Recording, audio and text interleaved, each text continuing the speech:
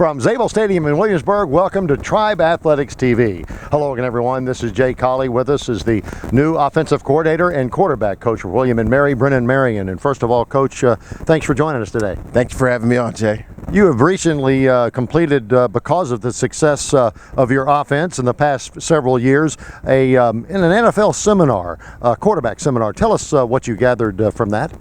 It was just a lot of great coaches who have paved the way for young coaches like myself.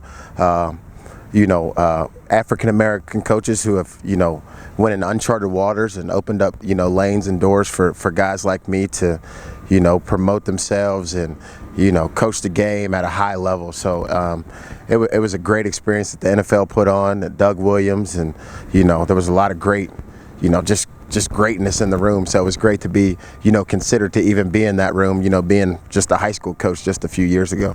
Coach, you mentioned some of the success of the guys in that room. You've had your own level of success.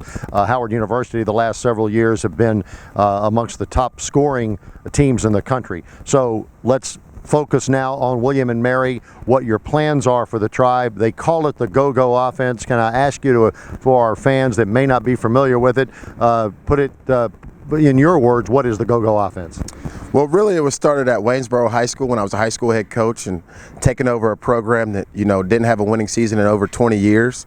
And, we started the offense that we currently run now. And it just took off. We averaged 500 yards a game and won a conference championship, had a really good offense. And then sounds like it. When I went to college and we were in DC, the culture of DC is the go-go music. And we were going to go fast and play that brand of football. And, it kind of just took off after we beat UNLV that we were the go-go offense. So that's kind of how it, started. And, that's where it's at right now. You played football at Tulsa. Gus Malzahn, you put down as one of your idols, one of your guys, people you look up to, along with Coach London. What did you learn from Coach Malzahn? Man, he just taught us, he taught us really that anything's possible, and he was kind of the guy who gave me the courage to run my own offense when I got to the college level because he brought his high school offense. But one of the things that he said when we got to Tulsa, he said that we would be All-Americans and All-Conference and be the #1 offense, and we went out and actually became that, from his high school offense where, so that gave a guy like me, not to, a lot of people copy and paste, and I really just wanted to create my own thing. So being around him gave me the courage to do that. And then obviously Coach London gave me the opportunity when he saw me as a high school coach, and that's where I met him at. He said, run that exact same offense that you ran in high school. And, that has really been a blessing, and it's done really well for us. Talking to Brennan Marion, the offensive coordinator at William & Mary. Let's get right down to it, Coach. And if you don't mind, let's start on the outside where you have some outstanding wide receivers in the stable, as it were. Talk to us about that position. The greatest thing about the team as a whole, we got a lot of depth and diversity, different players, eclectic gentlemen that are very smart and intelligent. They can retain a lot of information and pick up what we're teaching them. From the receiver room, we got a bunch of tough guys in there that love football. And, got some guys that can stretch the field, got some guys that can work the middle. And then we got some guys that, can get some bubble screens and run the ball as well. So I think that room brings a lot of, big playability and things that can change the game for you. Now, all coaches always come back to those fundamentals. It's blocking and tackling. Let's talk about the big guys up front that have to start the ball rolling. That interior is special. They have a great coach, Coach Gordy Samus, who's done a great job molding those guys and teaching them, pro-style stuff that, will help them, make the count and make the numbers. And I really love what he's done with them up front. And then, we have guys that have played a lot of football up there.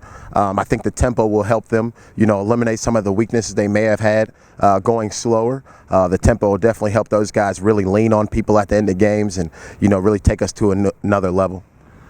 Let's lump the tight ends and the fullback position together, if you don't mind. Talk to us about that position on your team. The tight ends are a special group, the fullbacks as well. Anytime you can have tight ends and fullbacks, being a former high school coach, for me, that's just a luxury, because you just have running backs and receivers and no linemen at the high school level. So, having tight ends and fullbacks is really, really added on and layered and stacked our offense in a way that we can really get creative and do multiple things. And, those guys are mismatch problems. We have fullbacks that can run, block, and catch. The same thing with the tight end groom. They can stretch the field as well and help in the blocking game. Let's get to that running back position. Understanding your offense, I've heard a little birdie told me that it may appear, you may think at first you're going to throw the ball a lot, but running is obviously very important. Yeah, we're a running team, and we want everybody in the country to know that. We don't hide and shy away from that. We put 2 guys back there for a reason, and we have some special backs. So, running backs, it's always ego and footwork.